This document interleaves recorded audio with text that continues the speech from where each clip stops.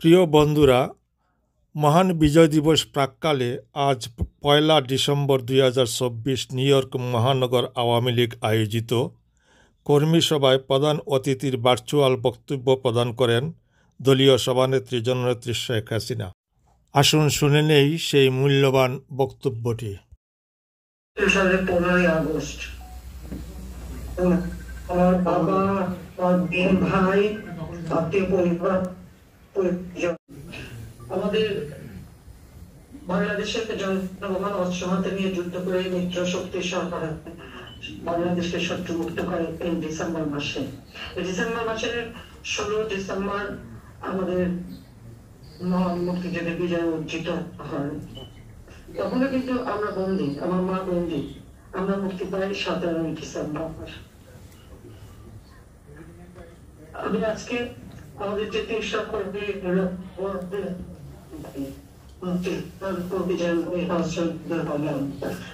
জীবনের করে পরিবার পরিজন ছেড়ে দিয়ে সেই ঝাঁপিয়ে পড়ে এবং দেশকে আমি শ্রদ্ধায় ভারতের প্রধানমন্ত্রী শ্রীমতী গান্ধীকে এবং ভারতের প্রতি এদিন 1 কোটি মানুষ ভারতের আশ্রয় প্রতিটি এবং মিলে বাংলাদেশের মানুষকে আশ্রয় সহযোগিতা করে মহান মুক্তিযুদ্ধে। এছাড়াও পৃথিবীর বিভিন্ন রাশিয়া, নেপাল সেই সময় কান্ট্রি ছিল, স্ক্যান্ডিনেভিয়ান কান্ট্রি, এমনকি আমেরিকার জনগণ, ব্রিটিশ জনগণ সকলেই কিন্তু আমাদের মহান মুক্তিযুদ্ধে আমাদেরকে কিতাব করেন। আমি তাদের সকলকে আন্তরিক ধন্যবাদ জানাই। এই নীতির মানুষের পাশে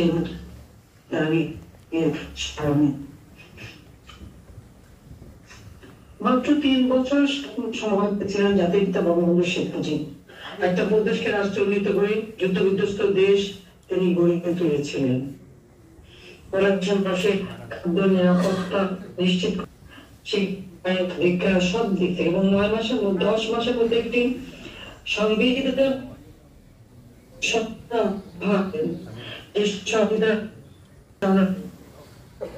চাই বস্ত্র, শিক্ষা সব কিছুর কথা বলা আছে।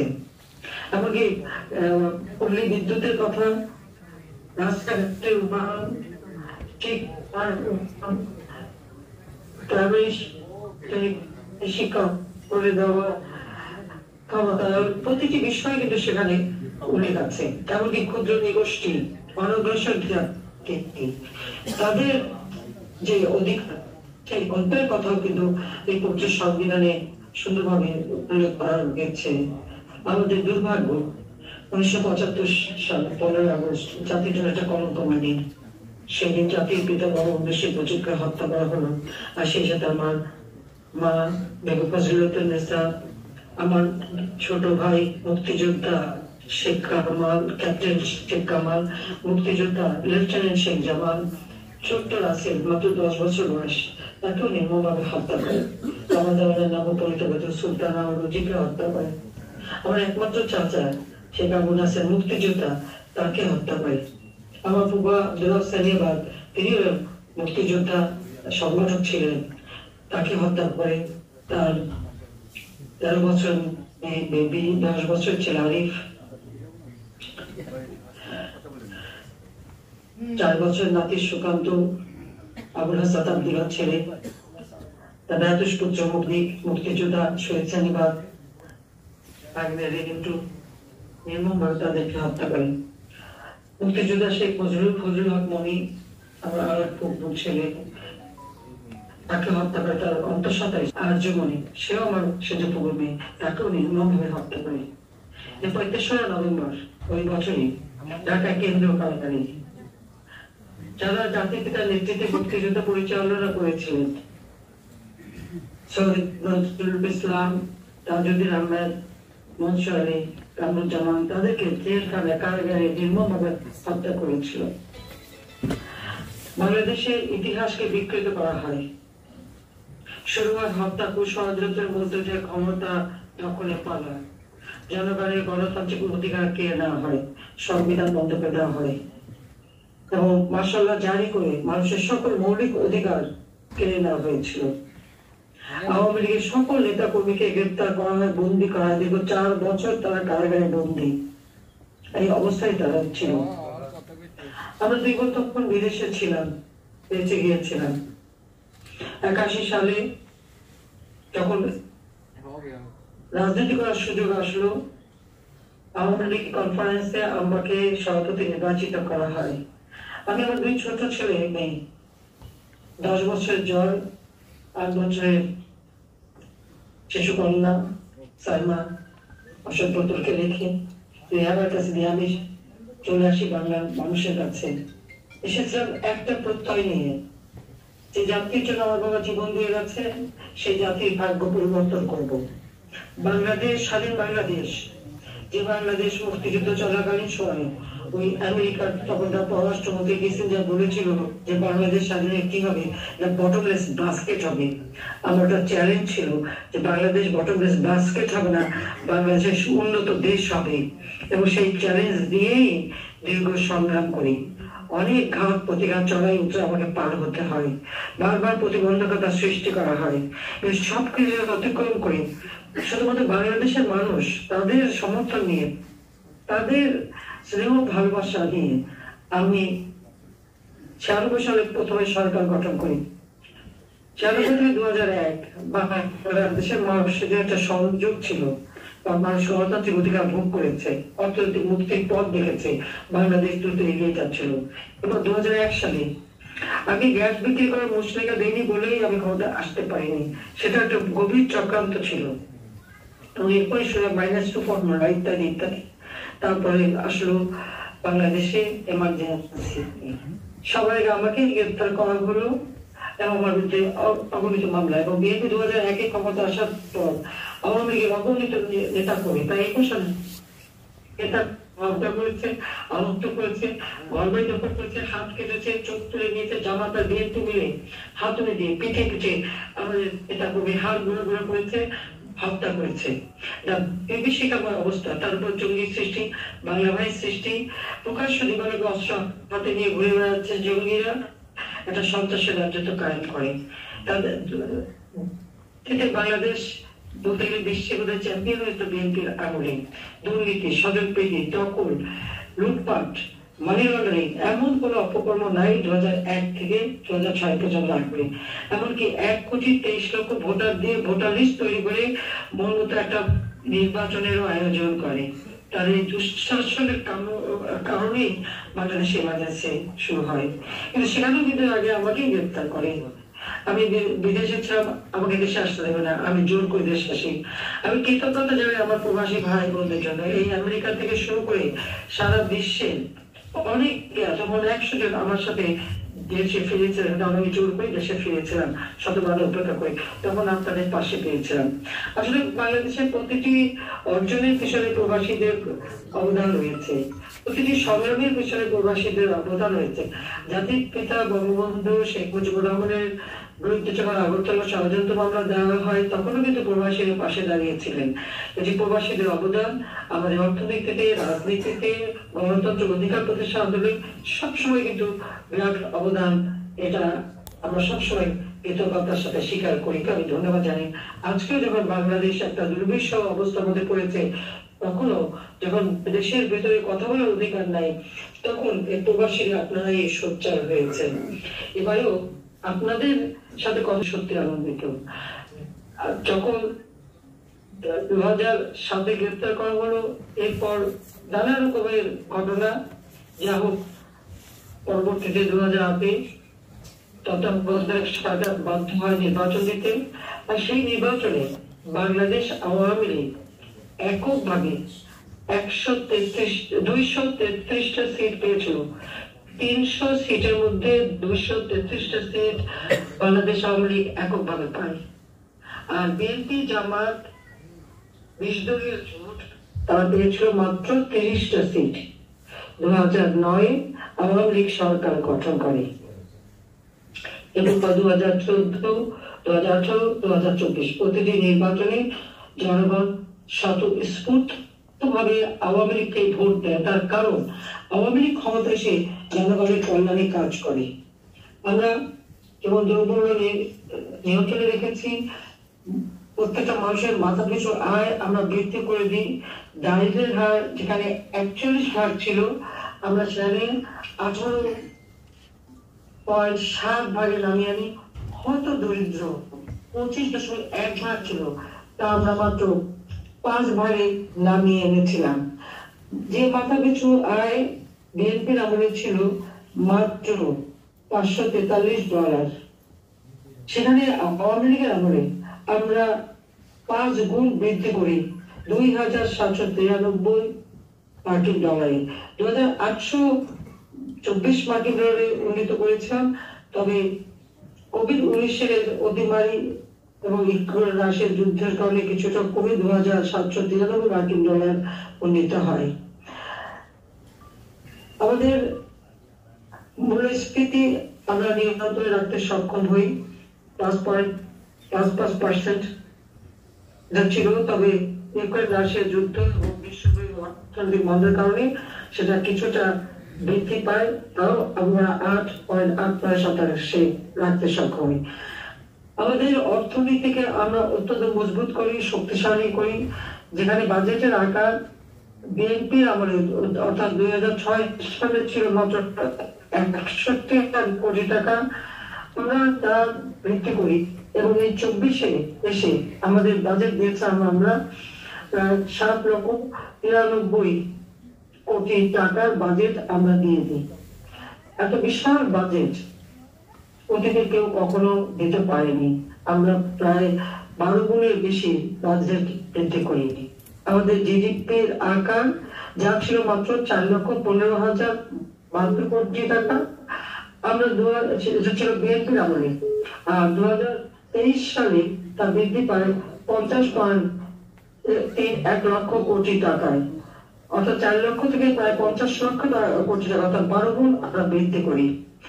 এইভাবে পৃথিবীতে বাংলাদেশ তখন জিডিপি বিবেচনায় বাংলাদেশ 35তম অর্থনৈতিক দেশে উন্নীত হয়, অর্থাৎ 29 ধাপ আমরা উন্নীত করি। আমাদের লক্ষ্য ছিল যে 2021 সালের মধ্যে বাংলাদেশকে একটি ধাপে উন্নীত করব। আমি সাথে 2007 যখন বন্দিখানায় তখনই আমি এটা লিখেছিলাম যে কিভাবে আমরা দেশকে উন্নত করব। এবং যেহেতু জাতির পিতার জন্মশতবার্ষিকী 2020 সালে আমরা পালন করব আর 2021 সালে স্বাধীনতার সুবর্ণ জয়ন্তী উদযাপন করব, তখন বাংলাদেশকে এক ধাপ করে বাংলাদেশের মানুষের সম্মান বৃদ্ধি করা, অর্থনীতি মজবুত করা, সেই লক্ষ্য নিয়ে আমরা কাজ করি এবং আমরা সফলভাবে তা করতে সক্ষম হই।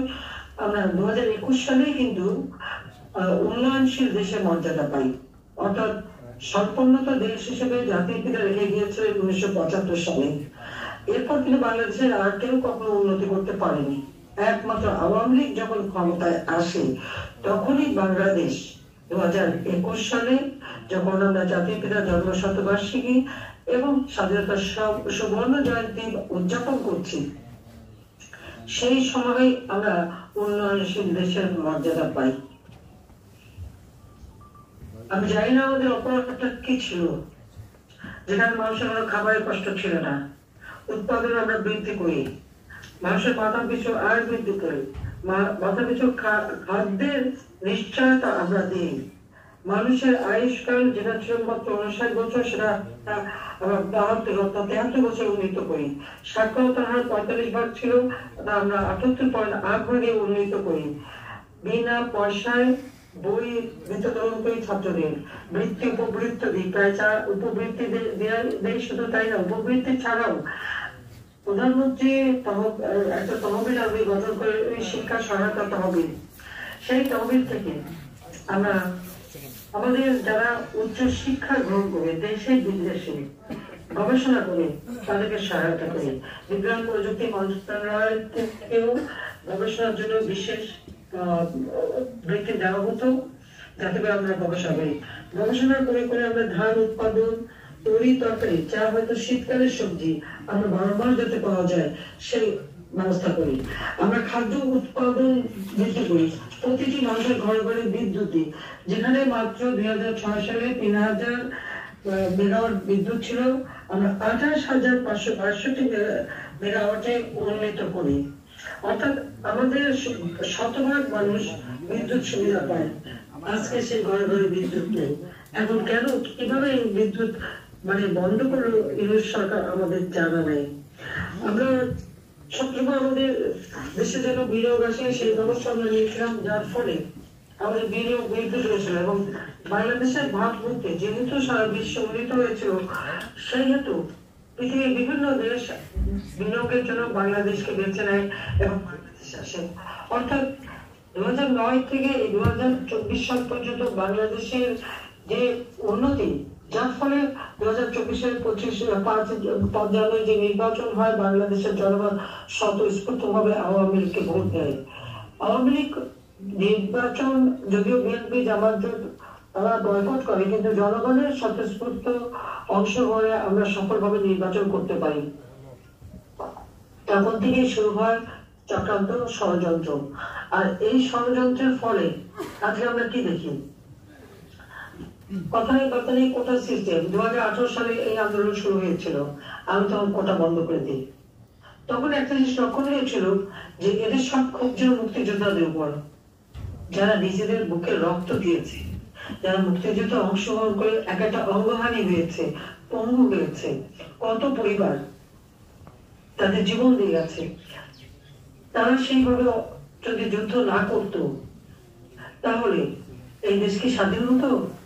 আজকে বাংলাদেশ স্বাধীন, আমাদের পতাকা, আমাদের সকলে প্রবাসীরা পাসপোর্ট পাচ্ছেন, দেশে বিদেশে কাজের সুযোগ পাচ্ছে, বিদেশে যেতে পারছে।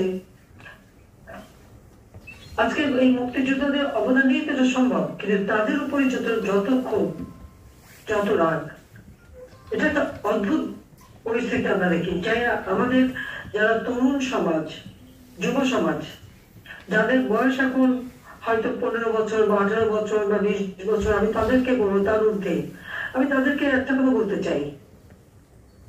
2009 সালের আগ পর্যন্ত বাংলাদেশের কি অবস্থা ছিল? 96 সালের আগে কেউ কম্পিউটার ব্যবহার করত? কারণ আমাদের মোবাইল ফোন ছিল না, সব অ্যানালগ ছিল। 96 সালে এসেই আমরা ডিজিটাল পদ্ধতিতে সমস্ত টেলিফোন ডিজিটাল করি, মোবাইল ফোন সকলের হাতে যাতে পৌঁছায়, আমরা বেসরকারি খাতে উন্মুক্ত করে দিই। কর্মসংস্থানের জন্য আমরা বিভিন্ন শিল্প কলকারখানা নির্মাণের সাথে সাথে ব্যাগ, বিমান, টেলিভিশন, এমনকি আজকে যে হেলিকপ্টার সার্ভিস থেকে শুরু করে বিমান সার্ভিস, সবকিছু আমরা বেসরকারি খাতে উন্মুক্ত করে দিয়েছিলাম একটা লক্ষ্য নিয়ে, মানুষের জন্য কর্মসংস্থান হয়।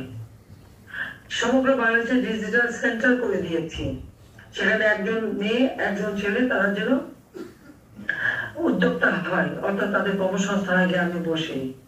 Freelancer training, learning and earning, এই ট্রেনিং দিয়ে ছেলে মেয়েদেরকে আমরা দিই যে কাজের ফাঁকে ফাঁকে দেশে বসে অনলাইনে তারা যেন আয় উপার্জন করতে পারে, সেই ব্যবস্থাটা আওয়ামী লীগ সরকার করে দিয়েছে। শুধু তাই না, শিক্ষা প্রতিষ্ঠানগুলিতে যাতে ডিজিটাল পদ্ধতিতে শিক্ষা গ্রহণ দেওয়া হয়, সেটাও তো আওয়ামী লীগে করে দেওয়া। স্কুলে স্কুলে কম্পিউটার ল্যাব আমরা তৈরি করে দিই। আমরা ট্রেনিং এর জন্য কম্পিউটার ট্রেনিং এবং সেই সাথে বিভিন্ন আমরা সেন্টার তৈরি করে দিই সারা গ্রাম বাংলা, জেলায় জেলায় উপজেলায় পর্যন্ত, যাতে করে আমাদের ছেলেমেয়েরা কম্পিউটার ট্রেনিং নিতে পারে। যেমন কম্পিউটার ট্রেনিং এর ব্যবস্থা, সেই সাথে সাথে সারা বাংলাদেশে আমরা ব্রডব্যান্ড এবং ওয়াইফাই কানেকশন নিশ্চিত করি। বঙ্গবন্ধুর স্যাটেলাইট এক উৎক্ষেপণ করি, যে স্যাটেলাইটের মাধ্যমে আজকে আমাদের টেলিভিশন থেকে শুরু করে একেবারে গভীর সমুদ্র পর্যন্ত মানুষজন যোগাযোগ করতে পারে, সেই ব্যবস্থাটাও আমরা নিয়েছিলাম। যে মোবাইল ফোনে কানেকশন দিতে পারে, সেটাও আমরা হাতে নিয়ে সেটাও আমরা উৎক্ষেপণ করি। প্রথম একটা স্যাটেলাইট বাংলাদেশে আমরা উৎক্ষেপণ করি, এর আগে তো কেউ কোনো কিছু করেই নেই। এবং ব্যাপার বোধ হয় তাদের কোনো ধারণাও ছিল না যে এভাবে করা যেতে পারে। কারণ আমাদের ইন্টারনেট ব্যবহার, যেখানে বিএনপির আমলে 2006 সালে ছিল 0.23%, সেখানে বাংলাদেশে 2023 সালে 78.55% জনগোষ্ঠী এই ইন্টারনেট ব্যবহারকারী। আমাদের মোবাইল ফোন সিম ব্যবহার আমাদের দেশে 18,86,40,000 সিম ব্যবহার হচ্ছে। ডিজিটাল সেবা আমরা বৃদ্ধি করি, যেখানে বিএনপির আমাদের মাত্র ছিল 8টা, সেটা আবার আমরা ওই যে 93 সালে ডিজিটাল সেন্টার করে দিই বলে এটা সম্ভব হয়েছিল। সেখানে এখন 3,200টা সেবা জনগণ পাচ্ছে। ওয়ান স্টপ সেন্টারের মাধ্যমে মানুষ সেবা পাচ্ছে। ওয়েবসাইটে প্রায় 52,200টা ওয়েবসাইট ব্যবহার হয় বিএনপির আমলে, সেটা আবাদিকরণ থাকলেও গত 98টা ছিল। এবং আমরা শুধু তাই না, আমরা এখন আইসিটি বিভিন্ন এবং আমরা কিন্তু রপ্তানি করি। আমরা ফ্রিল্যান্সার সংখ্যা প্রায় 7 লক্ষের কাছাকাছি। সারা বিশ্বে বাংলাদেশ দ্বিতীয় স্থান অধিকার করে আছে। এইভাবে আমরা দেশকে আধুনিক জ্ঞান প্রযুক্তি সম্পন্ন জাতি হিসেবে গড়ে তুলি। আমাদের যারা যুব সমাজ, তাদেরকে আমি শুধু এই কথাটাই জানাতে চাই যে হয়তো যারা আমরা যখন সরকার গঠন করি 2009 সালে, হয়তো কারো তখন জন্ম হয়েছে, বা কেউ 4-5 বছরের, বা কেউ 10 বছরের। আজকে তাদের বয়স কারো 15, কারো 18, কারো 20। এই যুব সমাজ বা 30, তারা একটু পিছন ফিরে তাকাক, একটু দেখুক 2007 সালে কোথায় ছিল তারা, 2008 কোথায় ছিল বাংলাদেশ, আর 2024 সাল পর্যন্ত এসে বাংলাদেশ আজকে ডিজিটাল বাংলাদেশ হিসেবে আমরা উন্নত করি। সবথেকে দুর্ভাগ্য লাগে এটাই যে ডিজিটাল বাংলাদেশ গড়ে তুললাম আমরা, আর সেই ডিজিটাল বাংলাদেশ ব্যবহার করে আমাদের সরকারের বিরুদ্ধে একটা গভীর চক্রান্ত করা হলো। ফেসবুকের মাধ্যমে, অনলাইনে নানা ধরনের অপপ্রচার করে মানুষকে বিভ্রান্ত করা, যুব সমাজকে বিভ্রান্ত করা। যে কোটা আমি বাতিল করে দিয়েছিলাম, কোর্টে একটা রায় হয়। সেই রায় হওয়ার পরপরই সরকারের পক্ষ থেকে আবার উচ্চ আদালতে রিট করে সেই কোটা স্থগিত করে দেয়। 2007-এ ছাত্ররা আন্দোলন শুরু করে। আমরা তো পুলিশ দিয়ে তাদেরকে উৎখাত করে দেয়নি। 2011 জুলাই মাসের 11 তারিখে তো কোটা বন্ধ হয়ে যায়, তখন তো কোটা কোনো ইস্যুই ছিল না। তারপরে তার সঙ্গে আলোচনা করি, সব দাবি মেনে নি। দাবি যখন সব মানা হয়ে গেল, তখন তারা এক দফা দাবি, কেন আমাকে ক্ষমতা থেকে বের করতে হবে। আজকে যখন আমরা দেখি যে এই ছাত্ররা সে সময় যে আন্দোলনের নামে যেভাবে পুলিশ হত্যা করেছে, শিক্ষকদের অপমান করেছে, সংখ্যালঘুদের হত্যা করেছে, প্রত্যেকটা প্রতিষ্ঠান, metro rail, expressway, Bangladesh television ভবন, সেতু ভবন, সড়ক ভবন, এমনকি আমাদের জলবায়ু প্রবেশ বিষয়ক যে ডিজিটাল পদ্ধতি সহ যে ভবন সহ প্রত্যেকটা জায়গায় তারা অগ্নিসংযোগ করে, আগুন দিয়ে পুড়িয়ে দেওয়া শুরু করে। মানুষের ঘর বাড়ি সবকিছু, আওয়ামী লীগের নেতা কর্মীদের হত্যা করা, মসজিদ, মাজার, দরগা শরীফ, গির্জা, প্যাগোডা, এমন কোন জায়গা নাই যে যেখানে তারা ভাঙচুর না করে এবং সেখানে অগ্নিসংযোগ করা হয়েছে। এমনকি সেই সিলেটের শাহপুর মাজার পর্যন্ত তারা হামলা করে। কিন্তু কেন এগুলি করা হলো? আর অগণিত নেতা কর্মীর উপরে মিথ্যা মামলা। তাদের যখন সব দাবি মানা হয়ে গেল, তারপর তাদের দাবি এক দফা। এবং আজকে যদি আবু সাইদের হত্যাকাণ্ডটা, যেটা নিয়ে ভিডিও করে সমস্ত মানুষকে সেন্টিমেন্টে আঘাত দিয়েছিল এবং আমার বিরুদ্ধে, আওয়ামী লীগের বিরুদ্ধে একটা সেন্টিমেন্ট তৈরি করেছিল, সেটা যদি আপনি একটু গভীর ভাবে বিবেচনা করেন, দেখেন, অ্যানালাইসিস করেন, দেখা গেল একটা ছেলে হাত তুলে বলছে আমাকে গুলি করো, গুলি করা হলো। কিন্তু তাকে যে গুলি করা হলো, তারপর তাকে যে টেনে নিয়ে গেল তার সাথীরা, 2টা 2:30-টার দিকে গুলি হলো, তাকে তো হাসপাতালে নেয় নাই। একটা গুলি খাওয়া মানুষকে তো সাথে সাথে হাসপাতালে নেবে, তার চিকিৎসা দেবে, গুলিটা বের করে তাকে বাঁচাবার চেষ্টা করবে। সেটা কি তার করেছিল? করেনি। হাসপাতালে নিল রাত 8টার দিকে। আমার প্রশ্ন, সে যদি পুলিশ গুলি করেছিল রাবার বুলেটে সে তার আঘাত লেগেছে, এটা ঠিক। রাবার বুলেট কিন্তু মানুষ মারে না, মানুষ আঘাত পায়, এটা সত্য। এবং তাকে যে গুলি করার কথা বলা হচ্ছে ভিডিও, ওই ভিডিওটা গভীর ভাবে দেখেন তো। একটা গুলি খাওয়া যদি কেউ পড়ে যায় মাটিতে, সেই জায়গাটা তো রক্তাক্ত থাকবে, সেখানে কিন্তু কোনো রক্তের চিহ্ন নেই। আরেকটা ভিডিওতে আমরা দেখেছি যে ছেলেটা যখন এবং ওই আন্দোলনকারীরা যখন পুলিশকে ঢিল ছুটছে এবং এই লাঠি দিয়ে পিটাচ্ছে, পুলিশ পিছনে হটে যাচ্ছে এবং এই অবস্থায় আগে সামনে এগিয়ে গেছে, তখন একটা ঢিল এসে তার মাথায় পড়ে, মাথার পিছনে পড়ে, সাথে সাথে সে হাত দেয় এবং সেখানে রক্ত ধারা তার ঘাড়ে। পুলিশ সামনে, ঢিল পড়লো পিছনে মাথার উপর। এরপরে ওই ভিডিওটা দেখানো শেষ সময় সেটা হলো সে দাঁড়িয়ে আছে, হাত তুলে পুলিশ গুলি করলো, সে পড়ে গেল। তাহলে এই আমার ওই প্রশ্নটার উত্তর কি কেউ দেবে যে তার কেন হাসপাতালে নেওয়া হয়নি, কেন চিকিৎসা করা হয়নি? পোস্টমর্টমের রিপোর্ট যখন আসলো তখন ডাক্তারকে ধরে আবার তার মুখে স্বীকার করালো, পরপর সেই পোস্টমর্টম চেঞ্জ করা হলো এবং স্বীকার করানো হলো যে না, বুলেট মৃত্যু। পুলিশ কিন্তু তখন কোনো মেটাল বুলেট ব্যবহার করেনি, তাদের আমি নিষেধ করেছি তাদেরকে কোনো বুলেট ব্যবহার, পুলিশও ব্যবহার করেনি, ভিডিও ব্যবহার করেনি। আমি বলেছিলাম যে ঠিক আছে স্যার, আন্দোলন করতে দাও, ওরা তো রোদে পড়ে বৃষ্টিতে বেরিয়ে এখানে আসেনি, আমরা তো রোদে পড়ে বৃষ্টিতে বেরিয়ে দিনের পর দিন মিছিল করে মিটিং করে তারপরে আমরা আন্দোলন করে দেশ স্বাধীন করেছি, গণতন্ত্র ফিরিয়ে এনেছি। আমার তো কখনোই নিয়োগ ছিল না যে তাদেরকে হত্যা করা বা, কিন্তু কি দেখলাম, বরং হত্যার শিকার হলো পুলিশ, হত্যার শিকার হলো আওয়ামী লীগের নেতা কর্মী, হত্যা এবং অপমানের শিকার হলো শিক্ষক থেকে শুরু করে এমনকি মানে সংসদ সদস্য, মন্ত্রী, তাদের বাড়ি, সংসদ সদস্যদের যে এমপি হোস্টেল, তারা ভেঙে সেগুলি এই ছাত্র নামধারীরা যে লুটপাট করলো এবং প্রত্যেকটা কি তারা সার্চ করে নামে সব করা। সংসদ ভবন, সেই সংসদ ভবনে তারা হামলা করলো। একটা রাষ্ট্রের 3টা উইং থাকে, একটা হচ্ছে আইনসভা অর্থাৎ সংসদ, জুডিশিয়ারি এবং নির্বাহী বিভাগ। এই 3টা বিভাগের সমন্বয়ে কিন্তু একটা রাষ্ট্র চলে।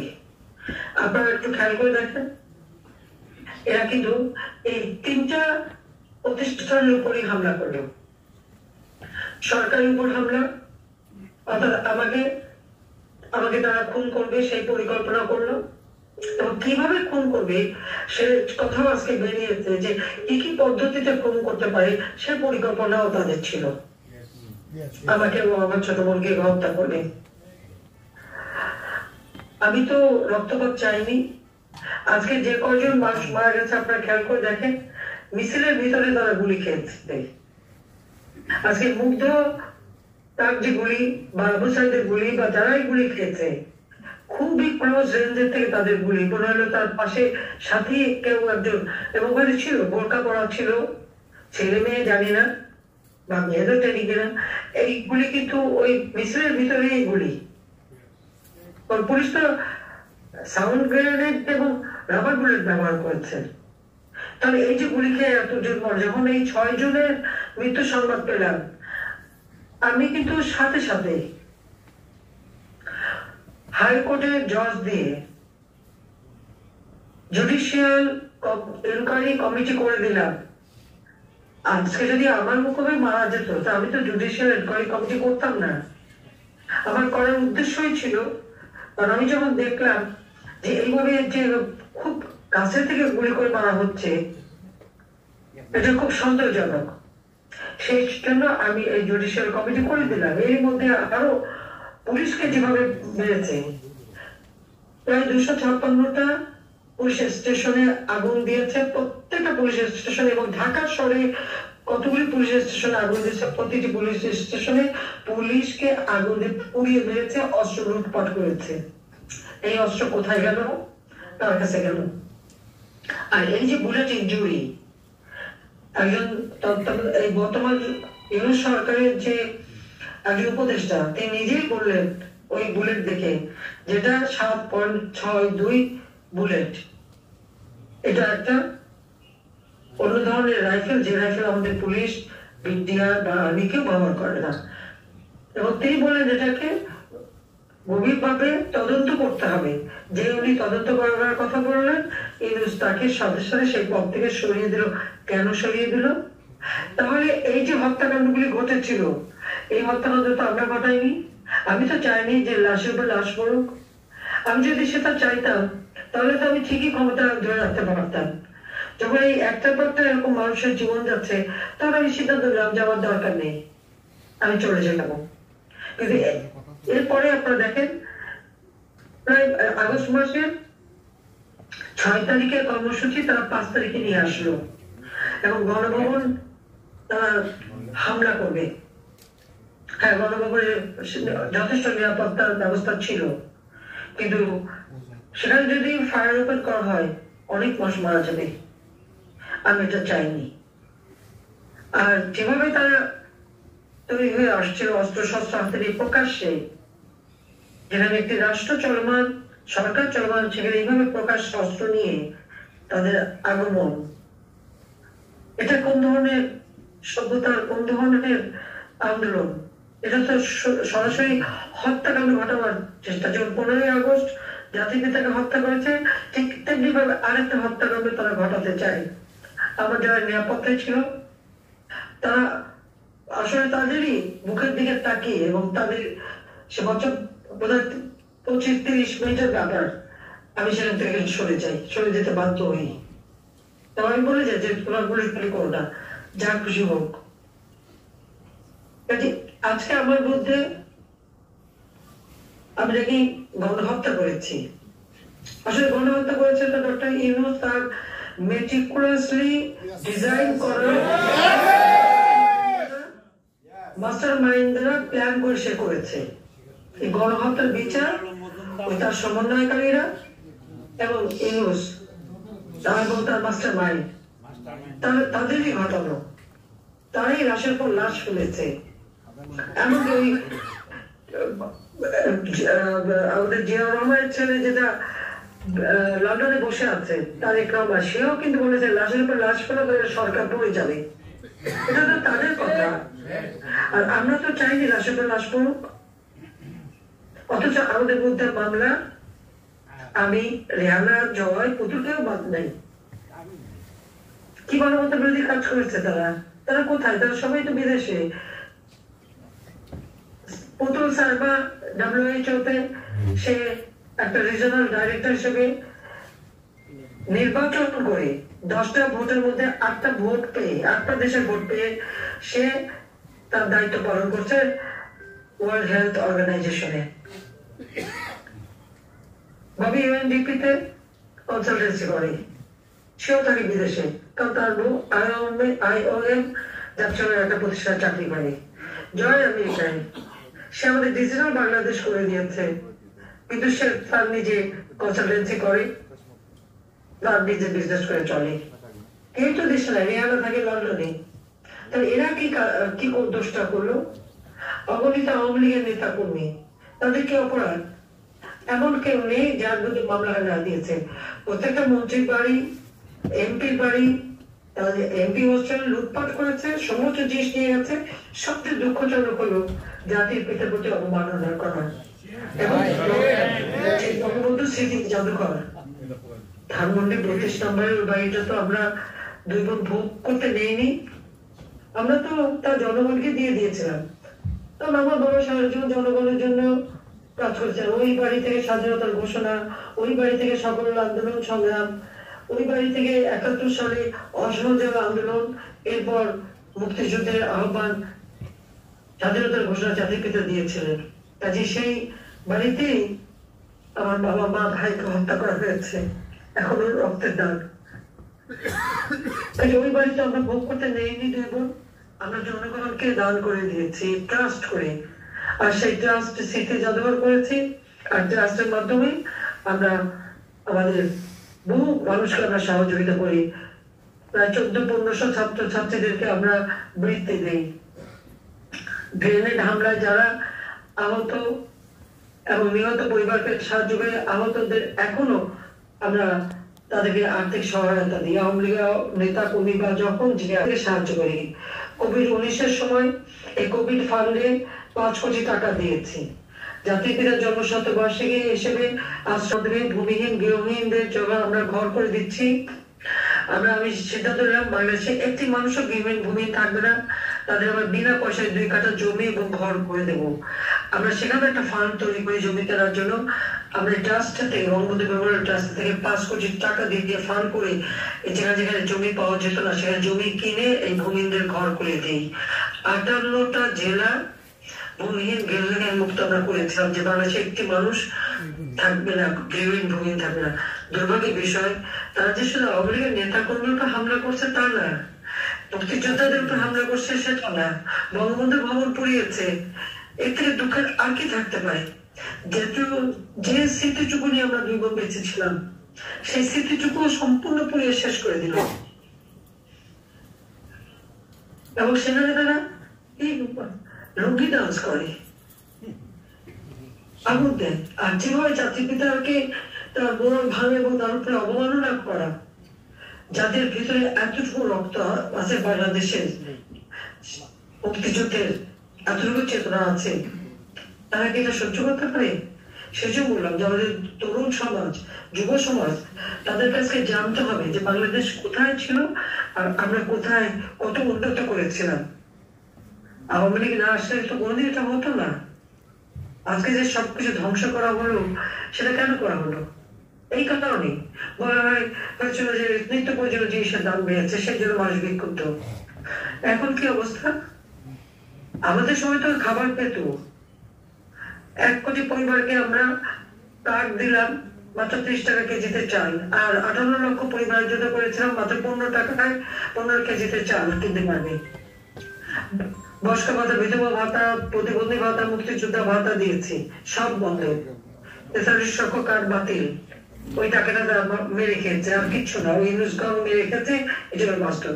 তারপর ওখানেই কথা যে আজকে যে অত্যাচার নির্যাতন চলছে এবং অবমাননা করা, শিক্ষকদের গলায় জুতার মালা পরানো, ছাত্রছাত্রীদের গাছের সাথে বাঁধা, পুলিশকে মেরে পা বেঁধে ঝুলিয়ে রাখা, আওয়ামী লীগের নেতার সেই গাজীপুরের জুয়েল, আমাদের জেলাদার সাধারণ সম্পাদক সহ অগণিত নেতা কর্মীকে হত্যা এবং পা বেঁধে উপর দিকে ঠিক মানে একটা কষার দোকানে যেমন পা বেঁধে ঝুলে রাখে, এই ছাত্র নামধারীরা, অস্ত্রধারীরা এবং ইউনুসের এই মাস্টার মাইন্ডরা ওইভাবে ঝুলিয়ে রেখে পুলিশকে, আওয়ামী লীগের নেতা কর্মীকে হত্যা করেছে এবং নির্যাতন করেছে। এটা কোন ধরনের কথা? একটা অন্তঃসত্ত্বা পুলিশ কনস্টেবল মাপ চেয়েছে, ভাই ওকে মাপ করে, আমার পেটে বাচ্চা, আমাকে মারবে, তাকে পিটিয়ে পিটিয়ে মেরেছে। পিটিয়ে মারো, গত কয়েকদিন আগে মারলো। তারপর হিন্দু, বৌদ্ধ, খ্রিস্টান কাউকে তো বাদ দেয়নি। প্রত্যেকে 11টা গির্জা ভেঙেছে, মন্দির ভেঙেছে, বুদ্ধ মঠ ভেঙেছে। এবং হিন্দুরা যখন আন্দোলন করলো, সেই ইসকনের লিডারকে গ্রেপ্তার করেছে এবং অমানবিক অত্যাচার শুরু করেছে তাদের উপর। এই মানে সংখ্যালঘুদের উপর এই অত্যাচার কিসের জন্য? কেন তাদের উপর এইভাবে নির্মম ভাবে তাদের অত্যাচার করা হচ্ছে এবং তাদের উপর হামলা করা হচ্ছে? সেটাই তো প্রশ্ন। একদিকে সংবাদের রঙ্গকে ক্ষমতায় গেছে, জোরে ছিল ক্ষমতায় কি করেছে, তার বিরুদ্ধে দুর্নীতির মামলা হয়েছিল 6টা, সাথে সাথে সেই মামলা বাতিল। 666 কোটি টাকা তার কাছে ট্যাক্স, তার কি কোনো সম্পত্তি এত ট্যাক্স আর করতে, সেই ট্যাক্স সে দেবে না, সেটাও মানে বাতিল করে দেওয়া যায়। আবার অন্যকে বলে তুমি ট্যাক্স ব্যবসা বাণিজ্য করে তোমার ইন্ডাস্ট্রি থেকে শুরু করে এত কিছু, আর সেখানে তুমি অন্যদেরকে বড় ট্যাক্স দিচ্ছে। এটা কথা বললো।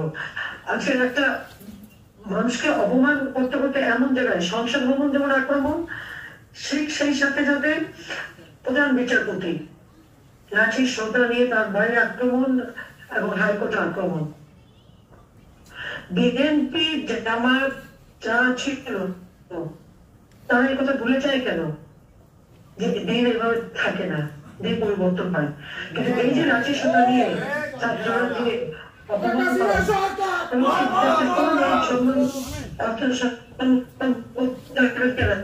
সে পদত্যাগ করেছে, পদত্যাগ করেছে, মানে যারা পদত্যাগ চায় তাদেরকে সরিয়ে দেওয়া হয়েছে এবং সব জায়গায় দলীয়করণ, সব জায়গায় বিএনপি আর জামাতের লোক বসানো। কাজে ন্যায় বিচার পাবার যে অধিকারটা মানুষের, সেই ন্যায় বিচার পাওয়ার অধিকারও নেই। সংসদ সে ন্যায় বিচার পাওয়ার অধিকার নেই। আর এক্সিকিউটিভ অথরিটি হেড হিসেবে আমি তো পদত্যাগও করার সময় পাইনি, এমন ভাবে আক্রমণ করা হলো, কাজে আমিও সঙ্গে আসতে বাধ্য হলাম। এবং আজকে যে নির্বাচন কমিশন, প্রথম আইন করে আমরা নির্বাচন কমিশন গঠন করলাম, সেটা পছন্দ হলো না। হাবিবুল আউয়াল সাহেব তো কোনো রাজনৈতিক দল করতেন না, কিন্তু এখন যাকে বসেছে সে কে, সে কোন দলের সেটা তো সবাই জানা আছে। অর্থাৎ সেখানে এখন দলীয়করণ হলো। মানবাধিকার কমিশন, সেই কমিশন বাতিল। পাবলিক সার্ভিস কমিশন, তাদের সবাইকে অপমান করে তাড়ানো হলো। প্রত্যেকটা প্রতিষ্ঠানে যারা দায়িত্বরত ছিল তাদেরকে অপমান করা। সচিবরা, তারা তো চাকরি করে, যে সরকারে থাকে সরকারের হুকুম মানে, তাদেরকে অপরাধ, তাদের হাতে হ্যান্ডকাপ দেওয়া। আওয়ামী লীগ নেতা ৮০ বছর বয়স, সাবেক মন্ত্রী, এমপি, তাদের হাতে হ্যান্ডকাপ দেওয়া। শুধু তাই নেই, এটাকে যখন কোর্টে নেয় তখন তার উপরে মারে। এমনকি আসল যখন হাসপাতালে চিকিৎসা করতে গেছে, ওই হাসপাতালে যেটা চিকিৎসা হলো, ওই আন্দোলনকারী তারা তার উপর হামলা করে। হামলা করে কেন? আমি এই যারা হামলাকারী তারা জিজ্ঞেস করি, তোমাদের গুলিটা কে দেখছে? ওই মাস্টার অংশ হিসেবেই তাদেরকে গুলি করা হয়েছে। এটা উপলব্ধি করতে হবে। আজও কারো একদিন নিশ্চয়ই গুলি বেরোবে। আজকে একদিন নিশ্চয়ই এই সমস্ত কিছু জানাবার সামনে আসবে। আজকে চাকরি বাকরি সব বন্ধ, নিয়ম বন্ধ, কোন নিয়ম ছাড়াই ৮০,০০০ লোকে চাকরিতে ঢুকিয়েছে। আর ওদিকে আসন্ন ২৬ লক্ষ ইন্ডিয়ানকে চাকরি দিয়েছি। এখন ক্ষমতা আছে ২৬ লক্ষকে চাকরি থেকে বের করা যায় না এখন পর্যন্ত। ধোকাবাজি দিয়ে মানুষকে বিভ্রান্ত কেন করলো সে? আয়না ঘর, কোথায় আয়না ঘর? এখন তো আয়না ঘর, এখন গোটা বাংলাদেশে আয়না ঘর হয়ে গেছে। গ্রাম পর্যায়ে পর্যন্ত আমাদের নেতা কর্মীদের আগ্রহ ভালো পারি এবং ওদের মামলা প্রায় ৩০,০০০ মামলা দায়ের করা হয়েছে, তাতে প্রায় কয়েক লক্ষ আসামি। নারী নির্যাতন চলছে সমানে, প্রায় ২,০০০-এর মতো নারী নির্যাতন মাত্র ২ মাস, সেপ্টেম্বর অক্টোবরের মধ্যে প্রায় ২,০০০ মতো নারী নির্যাতন আসছে। পুলিশকে পুলিশ তো আক্রমণের শিকার প্রায় ৩,০০০-এর মতো পুলিশ হত্যাই করেছে তারা পিটিয়ে। ৪০ জন আনসারের কোনো খবর নাই, গুম হয়ে গেছে। চুরি ডাকাতি যেভাবে বেড়ে গেছে, কোন মানুষ শান্তিতে থাকতে পারে না, নিরাপদে ঘুমাতে পারে না, নিরাপদে চলতে পারে না। ছিনতাই, খুন প্রতিদিন, এমনকি একজনের কানের দুল ছিঁড়ে নিয়ে গেছে, সে কানটা কেটে গেছে। এইরকম একটা অরাজকতা, মানে ছিনতাই, অপহরণ, দেশীয় অস্ত্র মহড়া, খুন, ধর্ষণ প্রতিনিয়ত সারা বাংলাদেশে চলছে। আর জিনিসের দাম, প্রত্যেকটা জিনিসের দাম এমন ভাবে বেড়ে গেছে। ৭০-৮০ টাকা কেজি চাল, আলু, পেঁয়াজ, তরকারি সব। এমনকি আমাদের গ্রামে যেখানে সব জিনিস সস্তা ছিল, সেখানে একেবারে রিমোট এলাকা, সেখান থেকে আমাকে আমাদের স্থানীয় লোক ফোন করে বললো, মা ১৪০ টাকা ঢেঁড়স। আপনারা তো ওই এলাকায়, বলে হ্যাঁ এরকমই দাম, আমি আধার কেজি কিনছি, বেশি কিনতে পারিনি। তাই এইরকম ভাবে প্রত্যেকটা জিনিসের দাম আজকে বেড়ে সাধারণ মানুষের ক্রয় ক্ষমতার বাইরে চলে গেছে। মাথা পিছু আয় তো কমে গেছে। ইন্ডাস্ট্রিগুলি জ্বালিয়ে দেওয়া হয়েছে, হোটেল জ্বালিয়ে দেওয়া হয়েছে। আওয়ামী লীগের নেতাদের যত প্রতিষ্ঠান সেগুলি যেমন আগুন দেওয়া। আজকে ৫০ ভাগ গার্মেন্টস এক্সপোর্ট আমেরিকায় বাতিল হয়ে গেছে। তারা কি রাষ্ট্র চালাচ্ছে, কি দেশ চালাচ্ছে, কি অবস্থার সৃষ্টি করছে? তার পরে আমাকে কিভাবে ফাঁসি দেবে, আমার বিরুদ্ধে কিভাবে মামলা করবে। এবং সব থেকে দুর্ভাগ্যের বিষয় যে ২১শে আগস্ট গ্রেনেড হামলা, সবার মনে আছে সেদিন পার্লামেন্টে খালেদা জি বললো ওরা তোমার কে মারবে, এবং তারা নেতা তাদের বিএনপি নেতা কর্মীদের কথা আমি নাকি ভ্যানিটি করে গ্রেনেড নিয়ে আমি মেরেছি। 11টা গ্রেনেড মারা হলো, তার মধ্যে 11টা ফুটলো। তো আমার হাতে 13টা গ্রেনেডের ব্যাগ থাকলে কত বড় ব্যাগটা হতো, আমার হাতে কি কোনো ব্যাগ ছিল? এই যে এরকম মিথ্যা অপপ্রচার চালানো সেই সময় তারা যে পরিকল্পিত ভাবে আমাকে হত্যার জন্য গ্রেনেড হামলা করেছিল, একটা গ্রেনেড ওই ট্রাকের উপর পড়লে আমাদের সকল নেতা মারা যেত। অন দ্য স্পট 24 জন মারা গেল। আইভি রহমান আমাদের নেত্রী, তাকে সিএমএইচে নিয়ে গেল চিকিৎসার দানে। ছেলে মেয়ে গুলি দেখতে গেছে, দেখতে দেয় না, এমন একটা অবস্থা। 24 তারিখে সে মারা গেল এবং এর পরবর্তীতে আরো প্রায় 20-25 জন মারা গেছে। এই মৃত্যুর দায়িত্ব তাদের নিতে হবে। তত্ত্বাবধায়ক সরকার, আমরা মামলা করতে গেলাম, মতিঝিল থানায় গিয়েছিল, জলিল সাহেব মোহাম্মদ সাবির চৌধুরী, তারা মামলা নেবে না, কোনো মধ্যে একটা জিডি করে চলে আসা হয়, তাও তার গ্রহণ করতে চায়নি। এরপরে 2008 সালে যখন তত্ত্বাবধায়ক সরকার আসলো, তখন এটা তদন্ত শুরু করলো। আমি তখন কারাগারে বন্দি, আমার জবানবন্দি নিল, তারাই মামলাটা শুরু করেছিল 2008 সাল থেকে, এবং সেই মামলায় সাজা হলো। সবাই খালাস, সবাই খালাস। প্রায় 30-40 জন মানুষ মারা গেল ওই অন দ্য স্পট, 24 জন, আর এরপর আরো মানুষ মারা গেছে, আইবি রহমান সহ সবাই খালাস পেয়ে গেল। সত্যিকার যারা খুন করে তারা খালাস পায়, যারা হত্যাকাণ্ড চায় নাই, নিজে পদবি ছেড়ে দিলাম, তাদের বিরুদ্ধে হত্যার মামলা। আমার বিরুদ্ধে 229টা মামলা, সব নাকি আমি হত্যা করেছি, এবং এইভাবে আওয়ামী লীগের সব নেতা প্রত্যেকের বিরুদ্ধে হত্যা মামলা। আওয়ামী লীগ, ছাত্রলীগ কেউ বাদ যায়নি, সকলরূপে। আজকে ইউনিভার্সিটি গুলি অস্ত্রের কারখানা। ওই কয়েকদিন আগে দেখলাম এক ছেলে রাজশাহী ইউনিভার্সিটি, সে বক্তৃতা দিচ্ছে যে তার ওখানে শেরেবাংলা হলে এত অস্ত্র আছে যে সে নাকি ওই রাজশাহী সব প্রশাসনকে ঠেকাতে পারবে, প্রকাশে বলছে। এখন ওই সমন্বয়কারী একজন আপনারা দেখেছেন বলছেন যে যদি পুলিশ হত্যা না করতো আর মেট্রো রেলে আগুন না দিত তাহলে নাকি তাদের বিপ্লব সার্থক হতো না। তো অপরাধ কারা করছে তার তো নিজেদের মুখেই বেরিয়ে যাচ্ছে, নিজেরাই স্বীকার করছে।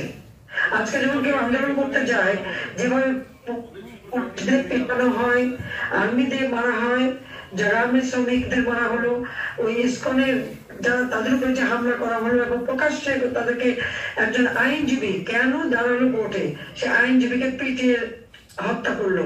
সাইফুল নামে আইনজীবী, সেই ইসকনের ওই নেতার জন্য দাঁড়িয়েছিল, জামিন চেয়েছিল কেন, সে অপরাধ, তাকে মারা হলো।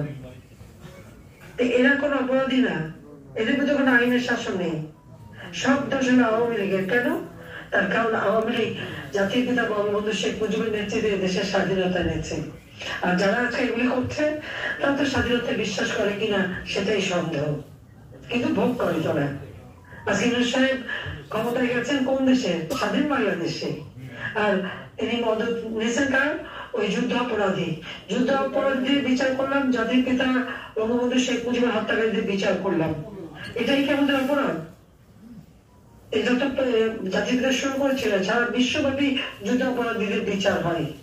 আজকে যে ট্রাইব্যুনাল আমরা করেছিলাম, আন্তর্জাতিক ট্রাইব্যুনাল, যুদ্ধ অপরাধীদের বিচার করেছি। ওই যুদ্ধ অপরাধীর যিনি মানে ডিফেন্সে ছিলেন সে হয়ে গেছে চিফ প্রসিকিউটর। আর জামাত যে একটা নতুন আরেকটা পার্টি করেছিল, এই পার্টি, সেই পার্টির প্রেসিডেন্ট হলো এই আইসিটির চেয়ারম্যান। সেখানে ন্যায় বিচার করতে হবে, ওদের বিচার নামে প্রমোশন হবে, এটা তো বাস্তব কথা। আজকে খুনিরা ছাড়া পাবে আর যারা অপরাধ করে তাদেরকে সাজা দেবে, এটাই চলছে বাংলাদেশে। এই চরম অরাজকতার হাত থেকে অবশ্যই মানুষকে মুক্তি দিতে হবে। আমি ধন্যবাদ জানাচ্ছি যে এই একটা ক্ষমতা লোভী, তার তো অর্থের সীমা নেই, গরিবকে ক্ষুদ্র ঋণের নামে শোষণ করে শত শত কোটি টাকা। এবং আমি ফোনের ব্যবসা, গ্রামীণ ব্যাংকে আমি 400 কোটি টাকা দিয়েছিলাম, এই গ্রামীণ ব্যাংক চালানোর জন্য সবকিছু মানি লন্ডারিং করে চুরি করে নিয়ে এখন সেই সমস্ত টাকা এখন ব্যবহার হচ্ছে সারা বিশ্বব্যাপী। সে যে ব্যবসা করে বেরিয়েছে, কোথা থেকে টাকা পেয়েছে সে বিদেশে? এত নোবেল প্রাইজ পেয়েছে গ্রামীণ ব্যাংক, অর্ধেক টাকা তো গ্রামীণ ব্যাংকে পাওয়ার কথা, সে তো সে টাকাও দেয়নি।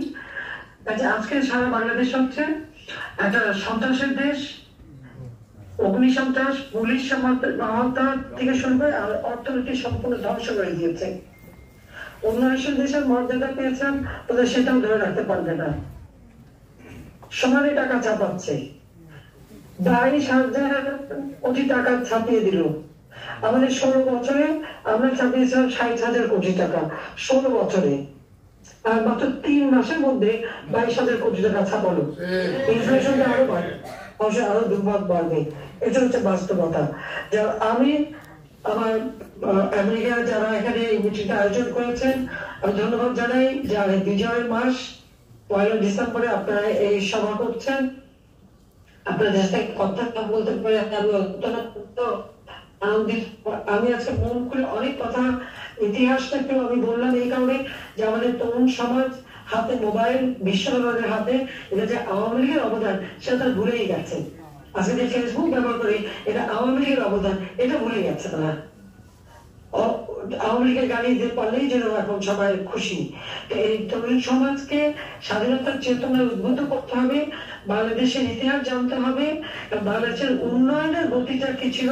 গত 3 টার্মে আওয়ামী লীগ যে দেশটাকে উন্নত করেছিল, মানুষের জীবনে শান্তি ছিল, নিরাপত্তা ছিল, নিরাপদে চলতে পারতো, পেট ভরে দুবেলা খেতে পারতো, কোনো মানুষের খাবার কষ্ট ছিল না, কোনো জায়গায় কোনো দুর্ভিক্ষ হয়নি আমাদের সময়। আমরা মানুষের মৌলিক চাহিদাগুলি এক একে সব পূরণ করেছিলাম। বিশেষ করে তরুণ সমাজের জন্য ডিজিটাল বাংলাদেশই শুধু করিনি, বাংলাদেশকে আধুনিক প্রযুক্তি জ্ঞান সম্পন্ন জনগোষ্ঠী যাতে গড়ে ওঠে, আমরা সেই পদক্ষেপ নিয়েছি। আমরা কম্পিউটার ট্রেনিং এবং ইনকিউবেশন সেন্টার করে দিয়েছিলাম ট্রেনিং পাওয়া। সেই ট্রেনিং পেয়ে সেগুলো এখন আমাদের বিরুদ্ধে ব্যবহার হচ্ছে, এটা হচ্ছে দুর্ভাগ্যের। যেমন অনেক সময় আপনাদের সাথে বক্তব্য রাখলাম, প্রায় 50 মিনিট প্রশংসা করি যে এই যে কথা বলার সুযোগ আমি এটাই বলবো যে মুক্তিযুদ্ধের চেতনায় এই বাংলাদেশ গড়ে উঠবে। এখন একটা দুর্বৃত্তায়ন চলছে, এই সুদখোর খুনি অর্থনবী ইউনুসের জন্য, এই হত্যাকাণ্ডের জন্য ইউনুসই দায়ী। একদিন ইনশাআল্লাহ এই সংবিধানের 7ম অনুচ্ছেদে আছে প্রজাতন্ত্রের মালিক জনগণ, 7ম অনুচ্ছেদের ক ধারায় আছে কেউ যদি ক্ষমতা অবৈধভাবে দখল করে তার বিচার হবে। ইনশাআল্লাহ অবৈধভাবে হত্যা করে, ষড়যন্ত্র করে, চক্রান্ত করে, মানুষ, পুলিশ এবং সংখ্যালঘুদের হত্যা করে যে ক্ষমতা এসেছে, একদিন তার বিচার ইনশাআল্লাহ বাংলার মাটিতে হবেই হবে। এবং আমি তরুণ সমাজকে বলবো যে তারা যেন একটু শব্দে ফিরে আসবে। বাংলাদেশটা স্বাধীনতার ইতিহাসটার জন্য তারা জানার চেষ্টা করে যে কত ত্যাগের মধ্য দিয়ে আমরা স্বাধীনতা অর্জন করেছি এবং তারা এটা ভোগ করছে। কাজে আবারও আমি প্রবাসীদেরকে বলবো, আমাদের অর্থনীতিতে, আমাদের আন্দোলন সংগ্রামে, আমাদের প্রতিটি অর্জনে, সংগ্রামে, স্বাধীনতায় প্রবাসীদের অবদান অনস্বীকার্য। তাদের আমরা শ্রদ্ধার সাথে এই অবদান আমি স্মরণ করি এবং সবাইকে আমার আন্তরিক ধন্যবাদ জানাই, আন্তরিক ধন্যবাদ জানাই আপনাদের সকলকে। এবং আপনারা যা রেকর্ড করেছে এটা কিন্তু আপনারা ইচ্ছা মতো দিতে পারেন, এটা প্রচার করতে পারেন। আমি